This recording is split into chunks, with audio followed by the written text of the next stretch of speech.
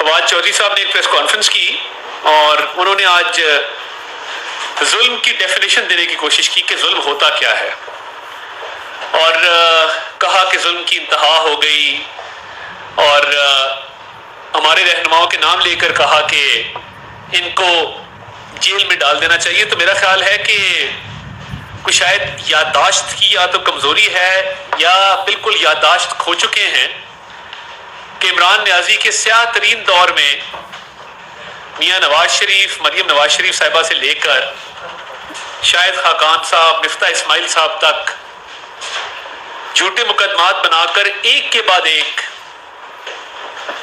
नून league के रहनुमाओं को, peoples party के रहनुमाओं को जेलों में डाला गया। और आज रिमांड की बात होती है कि रिमांड जो है वो 2 दिन के रिमांड पे ही कहते हैं कि जी ये केस क्वाश किया जाए, रिमांड ना दिया जाए। मुझे याद है 60, 65 दिन के रिमांड हमने नैब के मुकदमात में देखे हैं।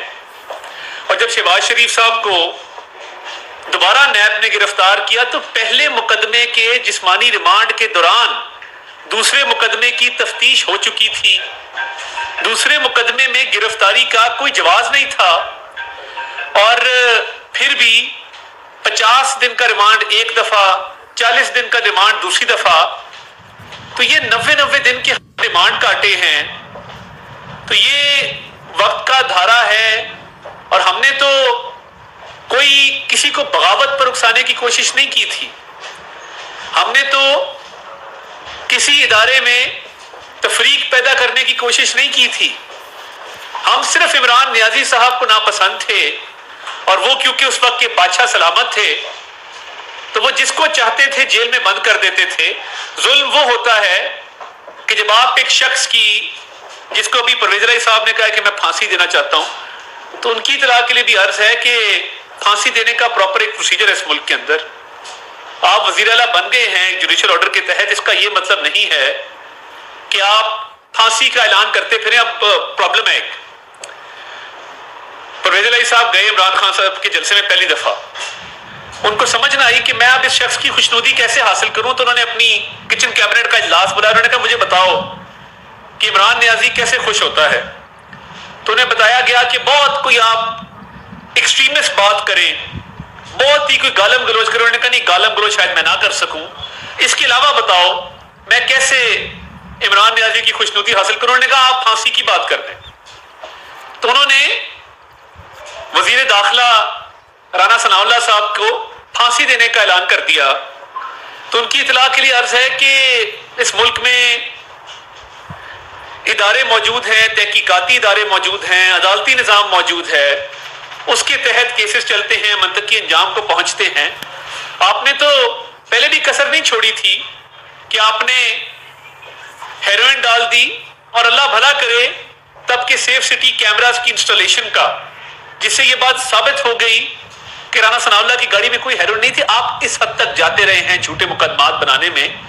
तो फवाद चौधरी साहब, जुल्म ये होता है, और जुल्म इस मुल्क में जो जमहूरी रिवायात की अमीन हैं, जो इस मुल्क में ग्रास रूट लेवल के सियासतदान हैं, उन्होंने बर्दाश्त किया है। उफ नहीं की, कभी गिला नहीं किया कि उनको जेलों में किस हाल में रखा गया और क्या सलूक किया गया।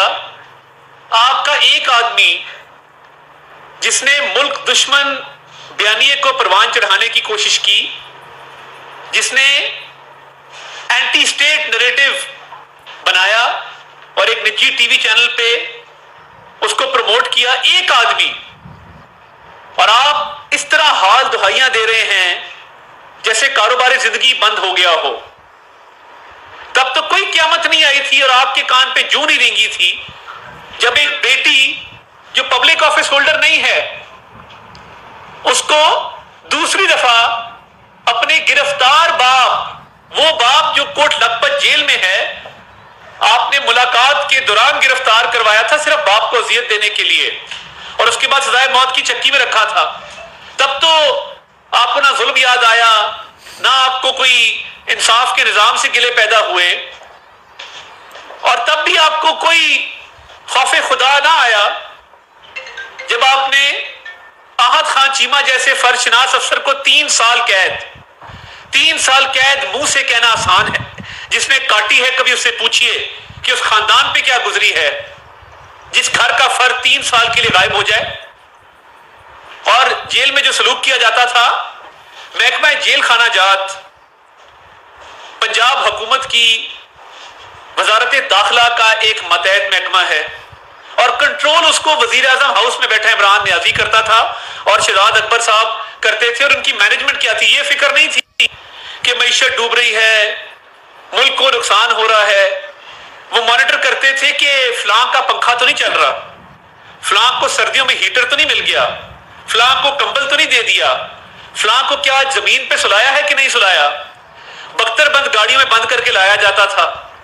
तो देखें, इतना रोना धोना ना करें, कोई क़यामत नहीं आ गई। एक शख्स ने एक मुल्क मुखालिफ बात की है, मुल्क दुश्मन बयानिए पर बात की है और वो एक प्रोसेस के मुताबिक उसकी कार्रवाई चल रही है। 2 दिन का रिमांड था, गजब खुदा का कि आप लोग बगावत पे उतर आए हैं।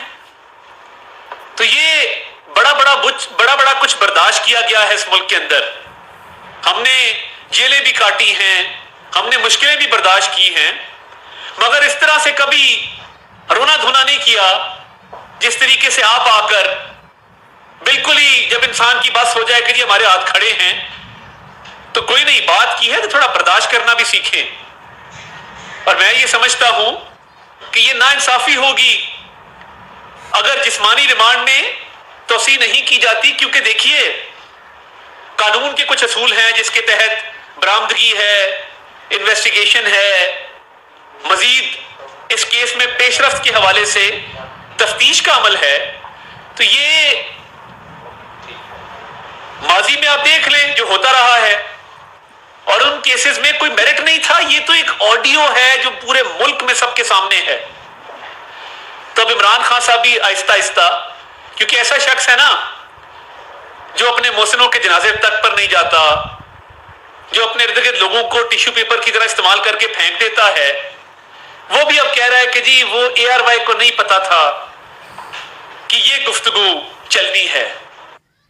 तो आप अगर इस साजिश का हिस्सा नहीं थे और आपसे ये बयान डिस्कस नहीं हुआ था तो फिर आपको उस शख्स को चीफ ऑफ स्टाफ के ओहदे से हटा देना चाहिए। चीफ ऑफ स्टाफ क्या होता है और कौन होता है? अब चेयरमैन तहरीक इंसाफ इमरान खान साहब हैं और वो ये कहते हैं कि ये शहबाज गिल नामी आदमी मेरा चीफ ऑफ स्टाफ है, यानी तमाम स्टाफ, तमाम मामला, तमाम कोऑर्डिनेशंस मेरे बिहाफ पर ये किया करेगा। तो ये कैसे हो सकता है कि वो आपका चीफ ऑफ स्टाफ हो और आपसे पूछे बगैर इतना बड़ा बयान दे दे? इसमें फिर 2 बातें हैं, या तो आपको चीफ ऑफ स्टाफ का नोटिफिकेशन विड्रॉ करके उसको उसके ओहदे से फारग करना होगा। अगर आप लाताल्लुकी का ऐलान करते हैं और आप कहते हैं कि ARY तक को नहीं पता था कि ये बयान जारी करना है, तो फिर भाई आप उसको चीफ ऑफ स्टाफ की पोजीशन से फारिग करें। और वैसे भी एक ग्रीन कार्ड होल्डर जिसका आपने अमरीकी और बैनुल अक़वामी साजिश का बयानिया खड़ा, तो उसे क्या ना सबसे पहले अपना ग्रीन कार्ड गिव अप कर दे। 2025 तक वैलिड है कि जी मुझे नहीं चाहिए। अभी तक वो यूनिवर्सिटी ऑफ इलिनॉय से डॉलरों में तनख्वाह ले रहा, उसे कहे जी नौकरी से भी वहां से इस्तीफा दे, क्योंकि ये तो बैनुल अक़वामी साजिश है। और आपने अपने जलसे में भारत की फॉरेन पॉलिसी की तारीफ की और आपने कहा जी मैं तो रशिया से तेल लेने जा रहा था, एक दस्तावेज दिखा दें, मिनट्स ऑफ मीटिंग दिखा दें। चलें आप छोड़ें कि कोई फॉरेन ऑफिस का लेटर हो, मिनिस्ट्री ऑफ पेट्रोलियम का लेटर हो, वो आप छोड़ दें। आप अपने दफ्तर की 1 मिनट्स ऑफ मीटिंग दिखा दें जिसमें आपने ये बात की हो कि मैं रशिया से तेल लेने जा रहा हूं। जो बात आपके ज़हन में आती है आप बोलते जाते हैं। और एक ऐसे मुल्क की फॉरेन पॉलिसी की तारीफ करना ये समझ इसलिए आता है क्योंकि आपने मोदी को भी कहा था कि मैं इलेक्शन में नेक तमन्नाएं उन तक पहुंचाना चाहता हूं और I want to wish him good luck कि वो इलेक्शन जीत जाए। और आज आप उनकी फॉरेन पॉलिसी की तारीफ कर रहे हैं, तो आप भाई साहब पहले फॉरेन फंडिंग का तो जवाब दे दें। ये सारे ताने बाने वहां से मिलते हैं क्योंकि आप आदी हैं खैरात और अतियात लेने के। आपने जो बैनुल अक़वामी साजिश की आप बात करते हैं, असल बैनुल अक़वामी साजिश वो है जो आपने फॉरेन फंडिंग ली है मुल्क दुश्मन अनासिर से, और आपकी पार्टी परवान चढ़ी है उस फंडिंग के तहत। तो ये मीठा मीठा हप हप कड़वा कड़वा थू थू की पॉलिसी चलेगी नहीं। और आपका जो दौरा मयार है और जो मुनाफिकत की सियासत है, तो फिर क्या अमर माने हैं कि आप ये चीफ ऑफ स्टाफ का नोटिफिकेशन वापस लें अगर आपको इस बयान का नहीं पता था। तो ये बड़े तल्ख हकायक हैं कि एक सियासी जमात जिसने इंतशार की सियासत की है, मुनाफिकत की सियासत की है, गालम गलोच की, नफरत की, शर्मगेजी की सियासत की है, वो आज चीखों पुकार कर रही है कि हमने शर्मगेजी की, हमारे से पूछगछ ना की जाए, हमने मुल्क दुश्मन बयानिए को फरोग दिया, हमारे से बाज़पुर्स ना की जाए। भाई आप अनटचेबल हैं, आप स्याह करें सफेद करें, आप मालम जब्बा करें, आप फॉरेन फंडिंग करें, आप बीआरटी पेशावर में अरबों रुपया खा जाएं, आपको कोई पूछने वाला नहीं है। ऐसा नहीं होगा, आपको आदत नहीं है, आप बिगड़े हुए हैं, आपको आदत पड़ गई है कि आप बड़े से बड़ी सियाकारी भी करें तो आप छुट जाते हैं, आपके खिलाफ कोई कार्रवाई नहीं होती। ऐसा नहीं होगा, बहुत हो गया। और आप कि पंजाब में दिन ब दिन वारदातों में, डकैतियों में, रेप के वाकयात में इजाफा हो रहा है, और पूरी वजारत दाखिला वो एक ही काम पे लगी हुई है, इंतकामी कार्रवाइयों पे, कि हमारे खिलाफ मुकदमात कैसे बनाने हैं। वो वजीर बने हैं, कोई वजीर दाखिला है, वो दिन रात एक ही बात है, ता तारड़ आ गया, ता तारड़ चला गया। तो भाई डकैतियां हो रही हैं, वारदातें हो रही हैं, खवातीन के खिलाफ तशद्दुद के वाकयात हो रहे हैं, रेप हो रहे हैं, उनका नोटिस लें, उनका तदारुक करें। वो मुकदमात बना रहे हैं। और मुझे किस केस में बुक किया है? 16 अप्रैल को जो डिप्टी स्पीकर पे हमला हुआ था, उस एफआईआर के तहत जिमनियों में लिखा है कि मैंने असेंबली के एक अहलकार पर हमला करवाया और उसको जख्मी कर दिया और उसकी वर्दी जो है वो फट गई उस झगड़े के दौरान। ये तो वही भैंस चोरी वाली रिवायत है जो आज भी आपने कायम की हुई है। मेरे पे कोई मुकदमा 25 मई के पीटीआई के लोगों पे तशद्दुद का नहीं है। और क्या मैं ये सवाल भी रखना चाहता हूं, क्या ताज़ीरात पाकिस्तान के तहत मुल्क में इंतशार फैलाने वालों को रोकना जुर्म है?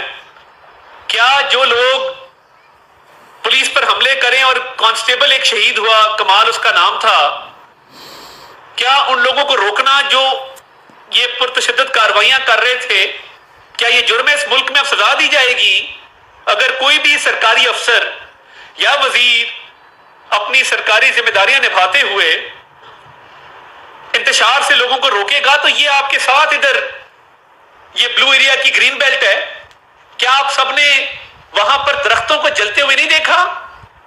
क्या आपने मेट्रो बस के स्टेशंस को आग लगते हुए नहीं देखी? क्या इस बात की खुली छूट दे दी जाए कि जिसका दिल चाहे वो सरकारी इमलाक को नुकसान पहुंचाए? अवाम के जानो माल को तहफ़्फ़ुज़ फराहम करना क्या रियासत की जिम्मेदारी नहीं है? और आइंदा जो एहसास जिम्मेदारी करते हुए अवाम के जानो माल को तहफ़्फ़ुज़ फराहम करेगा, सरकारी इमलाक को नुकसान पहुंचाने से रोकेगा, शर्मगेजी से मना करेगा, क्या उसके खिलाफ कार्रवाइयां होंगी? फिर तो निजाम चल गया। अगर ऐसा है तो